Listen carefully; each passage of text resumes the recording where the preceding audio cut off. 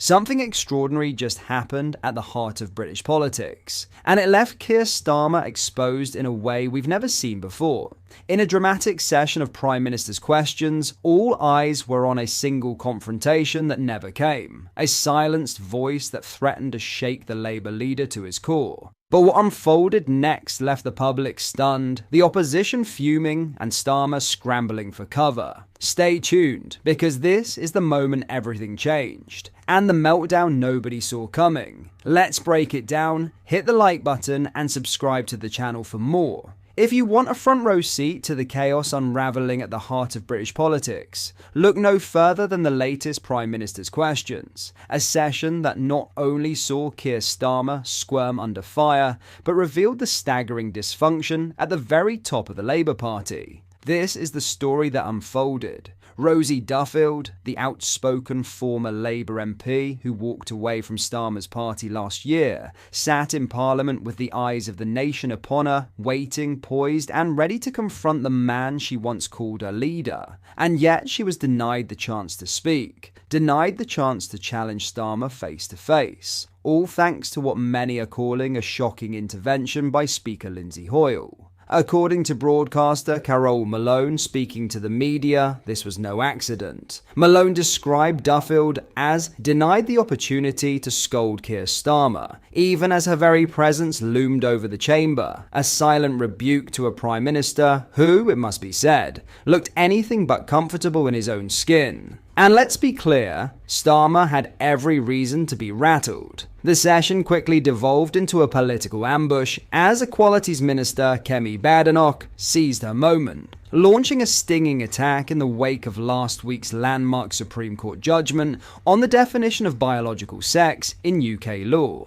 Badenoch did not mince her words. She demanded that Starmer personally apologise to Duffield, a woman who, let's not forget, was hounded out of Labour for daring to question the party's increasingly dogmatic stance on gender ideology. Starmer, visibly on the back foot, offered a mealy-mouthed response about treating everyone with dignity and respect, before trying to steer the conversation toward platitudes about unity. But the real fireworks came as he tried to moralise from the dispatch box, lecturing MPs about not making the issue a political football. He even invoked the memory of a murdered trans teenager, painting himself as the compassionate adult in the room. It was a calculated pivot, but it fooled no one. Not the opposition, not the watching public, and certainly not Rosie Duffield, who, according to Malone, sat looking like she hated him to hell and back. Malone was scathing, saying, Starmer hasn't apologised to Rosie Duffield,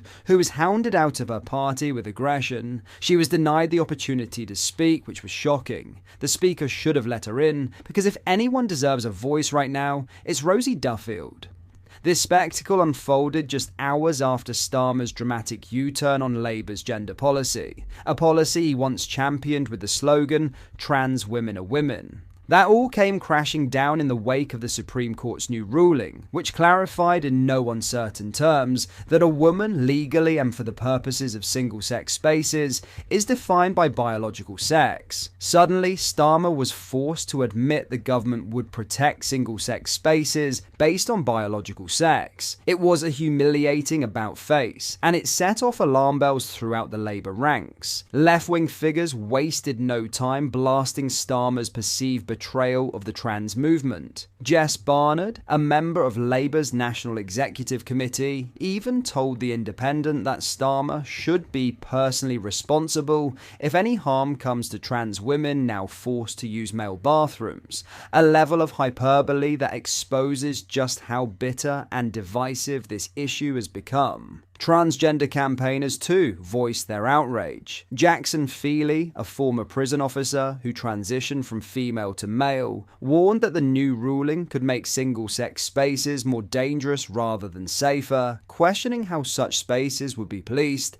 and what the real-world consequences would be. But the spotlight never left Starmer. As the heat intensified, as Badenoch and others pressed for real accountability, Starmer didn't rise to the moment, he shrank from it. He dodged direct answers, deflected responsibility, and, with Rosie Duffield burning a hole in the back of his head, he looked for all the world like a man desperate for escape. It's a meltdown in every sense of the word. The collapse of political authority, the disintegration of trust within his own party, and the exposure of a leader unable to face those he's wronged. The public saw a prime minister unwilling to answer tough questions, unwilling to give a platform to those he'd alienated, and, worst of all, unwilling to defend his own record when it mattered most. In that moment, Keir Starmer ran, not just from Rosie Duffield, but from the reckoning his own party is now facing. The question is, after a performance like this, how much longer can he keep running? And who, if anyone, will still be willing to follow?